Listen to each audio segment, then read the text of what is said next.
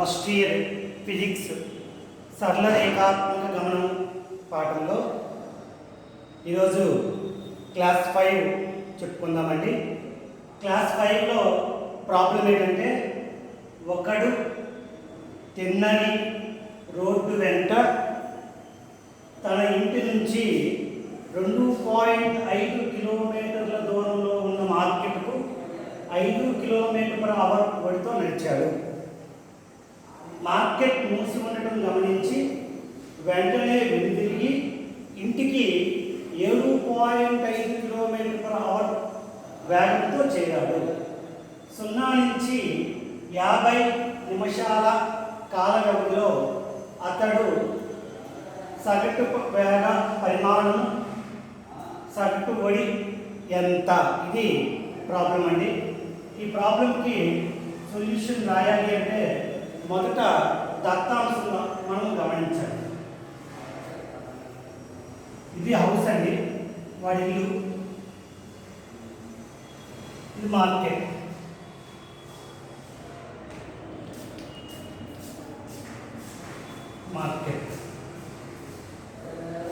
ఇంటి నుంచి మార్కెట్కు 2.5 కిలోమీటర్ల దూరం. ఇంటి నుంచి మార్కెట్కు 2.5 కిలోమీటర్లు.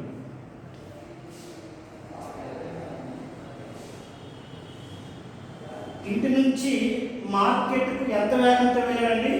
5 km/h వేగంతో వెళ్ళాడు. V1 = 5 km/h.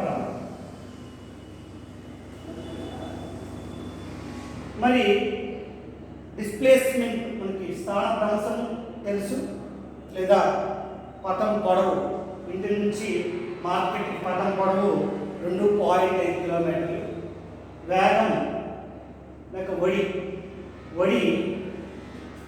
V1 = 5 km/h తెలిసింది. మళ్ళీ మార్కెట్ మూసి ఉండటం గమనించి వెంటనే వెనుదిరిగి ఇంటికి 7.5 km/h వేగంతో చేరాడు. చూసారా, హుషారుగా వెళ్ళాడు మార్కెట్కి. మార్కెట్ మూసి ఉండడం టెంపర్గా వచ్చాడు, డీలా పడ్డాడు. అప్పుడు వడి పెరిగింది. V2 = 7.5 km/h. 0 నుంచి 50 నిమిషాల కాల వ్యవధిలో సగటు వేగ పరిమాణం, సగటు వడి కావాలి. ఇక్కడ ఫస్ట్ స్థానభ్రంశం కావాలి. స్థానభ్రంశం అంటే ఏంటమ్మా? స్థానంలో మార్పు. తుది స్థానభ్రంశంపై తొలి స్థానభ్రంశం. తొలి స్థానం, తుది స్థానం మైనస్ తొలి స్థానం. ఇంటి నుంచి మార్కెట్కి వెళ్ళి మార్కెట్ నుంచి ఇంటికి వచ్చాడు కాబట్టి స్థానభ్రంశం 0. కాలం ఎంత ఇచ్చేవాడు మనకి? 50 నిమిషాలు. అంటే 50/60. 50/60 5/6 అవర్స్. నిమిషాలని గంటల్లో మార్చాలి.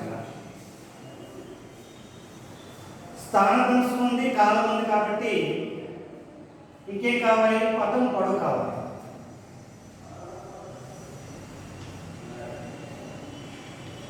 పథం పొడవు అంటే ఇంటి నుంచి మార్కెట్కి 2.5 కిలోమీటర్లు, మార్కెట్ నుంచి ఇంటికి 2.5 కిలోమీటర్లు, మొత్తం ప్రయాణించిన దూరం 5 కిలోమీటర్లు.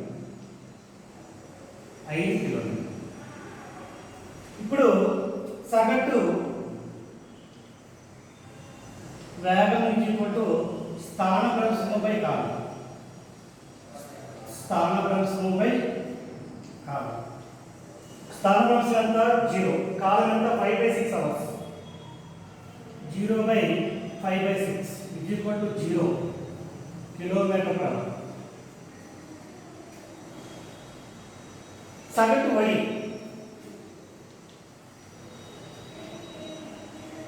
సగటు వడి అంటే ఏంటి? పథం పొడవుపై కాలం. పథం పొడవుపై కాలం. పథం పొడవు ఎంతమ్మా? 5 కిలోమీటర్లు. కాలం ఎంతమా 5/6 అవర్స్ = 6 km/h. 6 అంటే 5 అయిపోతే 6 మిగులుతుంది, 6 km/h. ఇది ఈ లెక్క కాన్సెప్ట్. ఈ లెక్కలో ఇంకా మనం చేయాలనుకుంటే ఇంటి నుంచి మార్కెట్కి వెళ్ళే పడడానికి కాలం ఎంత, మార్కెట్ నుంచి ఇంటికి పట్టడానికి కాలం ఎంత అడిగారనుకోండి, అప్పుడు మనం మరొకటి లెక్క చేయొచ్చు.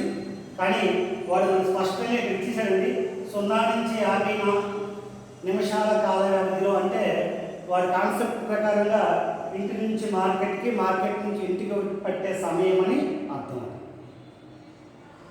ఓకేనమ్మా. నెక్స్ట్ కాన్సెప్ట్ మనము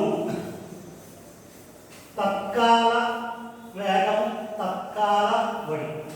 నెక్స్ట్ కాన్సెప్ట్ అంటే తత్కాల వేగం, తత్కాల వడి.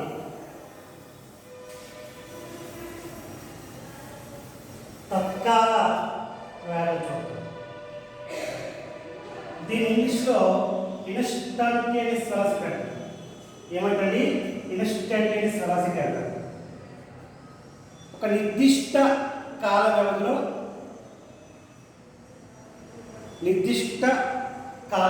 వస్తువుకు ఉండే వేగాన్నే తత్కాల వేగం అంటారు. నిర్దిష్ట కాల వ్యవధిలో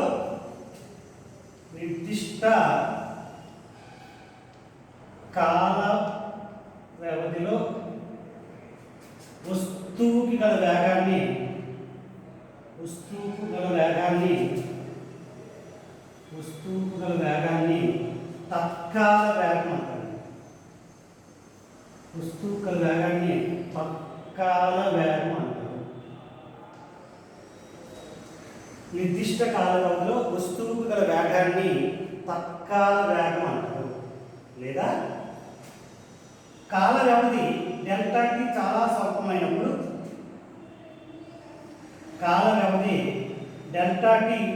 స్వల్పమైనప్పుడు, ఆ వస్తువు గల వేగాన్ని కూడా తత్కాల వేగం అంటారండి. లిమిట్ డెల్టాకి translation to 0 Δx/Δt dx/dt. Limit Δt translation 0 Δx/Δt dx/dt. దీన్ని తత్కాల వేగం అంటారండి. దీనికి SI ప్రమాణము మీటర్/సెకండ్, అదే CS ప్రమాణము సెంటీమీటర్/సెకండ్. SI ప్రమాణము మీటర్/సెకండ్, CS ప్రమాణము సెంటీమీటర్/సెకండ్. విత్ ఫార్ములా m⁴ n⁴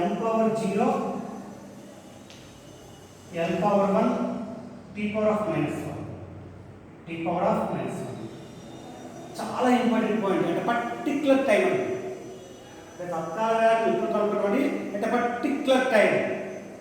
ఒకసారి చూడండి, మనము ప్రయాణిస్తున్నాం. మన ప్రయాణంలో 0 మీటర్ 100 మీటర్. ఈ 0 సెకండ్ 10 సెకండ్స్.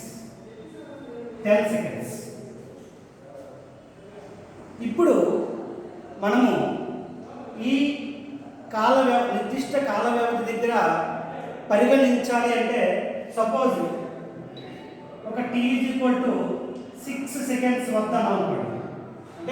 అంటే పర్టిక్యులర్ టైం t = 6 సెకండ్స్ వద్ద వస్తువు యొక్క వేగం కావాలి అనేటప్పుడు తత్కాల వేగం ద్వారా మనము నిర్ధారణ చేస్తాం.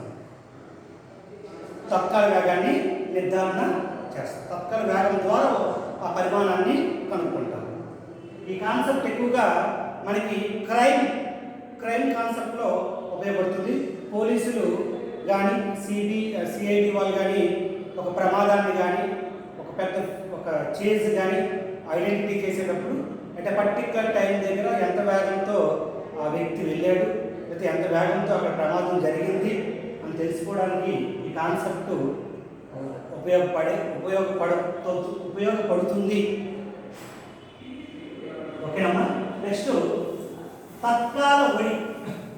తత్కాల వడి అంటే తత్కాల వేగం ఏ విధంగా ఉంటుందో కాల వ్యవధిలో వస్తువుకు గల వేగాన్ని నిర్దిష్ట కాల వ్యవధిలో వస్తువుకు గల ఒడినే ఏమంటారంటే తత్కాల ఒడి అంటారండి. తత్కాల ఒడి అంటారు. నిర్దిష్ట కాల వ్యవధిలో వస్తువుకు గల ఒడినే మనం ఏమంటామండి తత్కాల ఒడి అంటాము. మళ్ళీ దీనికి ఎప్పుడులాగా SI ప్రమాణం మీటర్ పర్ సెకండ్, సిడిఎస్ ప్రమాణము సెంటీమీటర్ పర్ సెకండ్గా మనము చెప్తాము. మరి నెక్స్ట్ ఒక ప్రాబ్లమ్ని మనము చూద్దామండి.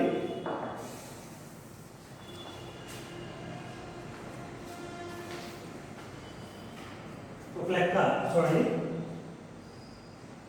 ఒక X అక్షం వెంబడి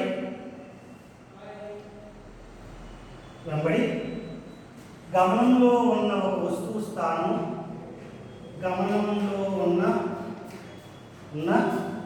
వస్తువు స్థానం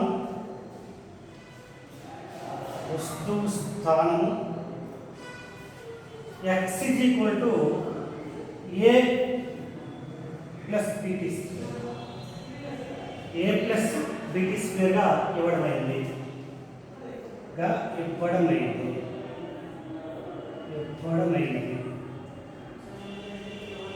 వస్తువు ఇక్కడ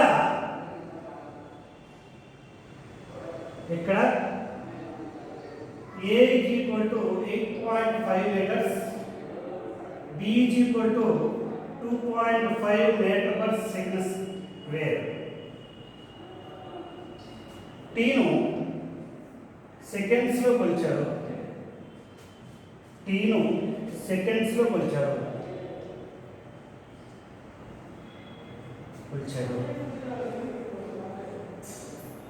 T = 0 seconds, T = 20 seconds వద్ద వేగం ఎంత?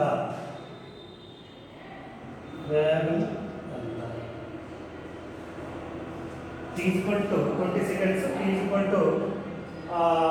2.0, సో 2.0 అంటే 20 కాదు, 2.0 వద్ద వేగం ఎంత? అలాగే T = 2.0 seconds, T = 4.0 seconds మధ్య సగటు వేగం ఎంత?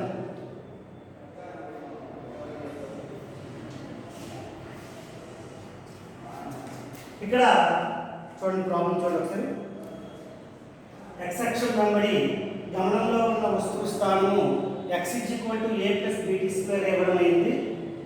ఏ వాల్యూ ఇచ్చాడు, బి వాల్యూ ఇచ్చాడు, టీ సెకండ్స్లో కొలిచామన్నాడు. అలాగే ఇక్కడ కొలిచాడు 0 seconds వద్ద, అలాగే 2.0 seconds వద్ద వేగం ఎంత అన్నాడు. x స్థానం ఉన్నాడండి, కాబట్టి స్థానంలో మార్పు రేటుని వేగం అంటారు. వేగము v = dx/dt. So dx/dt dt of a + bt².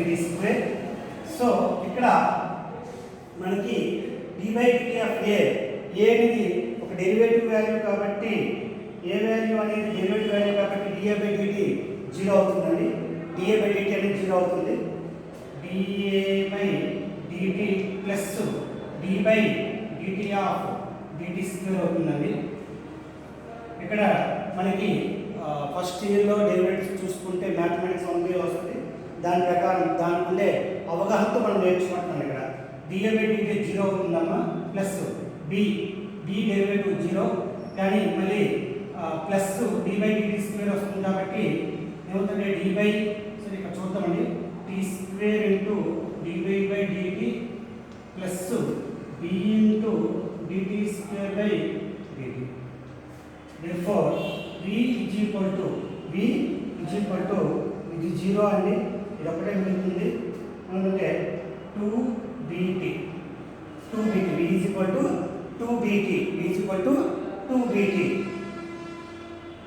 t 0 seconds వద్ద అండి t 0 సెకండ్స్ వద్ద ఏమవుతుందంటే t 2 ఇంటూ t వాల్యూ ఎంతమ్మా 2.5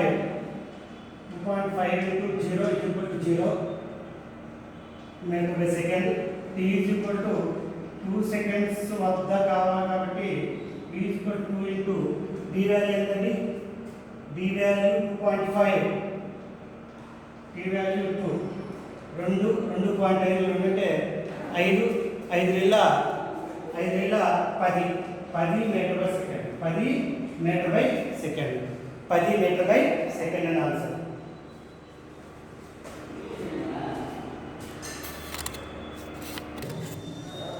ఇక్కడ చూడండి సగటు వేగము x2 - x1 t2 - t1 అవుతుందండి.